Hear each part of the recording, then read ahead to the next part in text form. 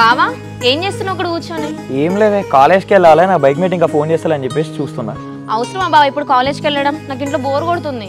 సరే నీ ఇష్టమే, నువ్వు వెళ్ళకు అంటే వెళ్ళను. ఏం వెళ్తలే బావా, నాకంత బోర్ కొడుతుంది. అట్లా సిటీకి వెళ్ళొద్దామా? మొత్తం వర్షాలు పడి సిటీ అంతా ఆగమాగా ఉన్నది, వర్షాలలో ఎక్కడికి పోతాను చెప్పు. అవును బావా, నువ్వు చెప్పింది కూడా కరెక్టే. అయినా నేను ఇంతవరకు ఓజీ మూవీ చూడలేదు బావా, తీసుకెళ్ళు కదా.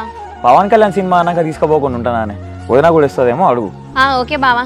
అక్క చెల్లే అక్క నేను బావా ఓజీ సినిమాకి వెళ్దాం అనుకుంటాం, వస్తావా? నేనా? పాపను పట్టుకొని నేనేం రావాలే? బావ కూడా మధ్యాహ్నమే వస్తా అన్నాడు. బావే మన చిన్న పిల్లగాడానే, అత్తమ్మ చూసుకుంటారులే, పాపం తీసుకుంటారా, మనం మూవీ పోయేద్దాం.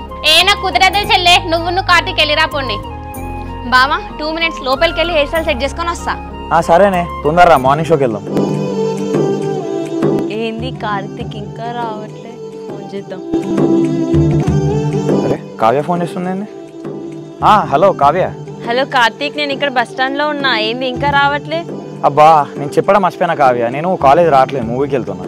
ఏంది మూవీకి వెళ్తానవా? నేను ఫోన్ చేసేదాకా కనీసం ఫోన్ కూడా చేయలేదు కదా నాకు. అట్లేం లేదు, సడన్ గా మా ఫ్రెండ్స్ మూవీ ప్లాన్ చేసిండ్రు, ఇక వెళ్తున్నా అంతే.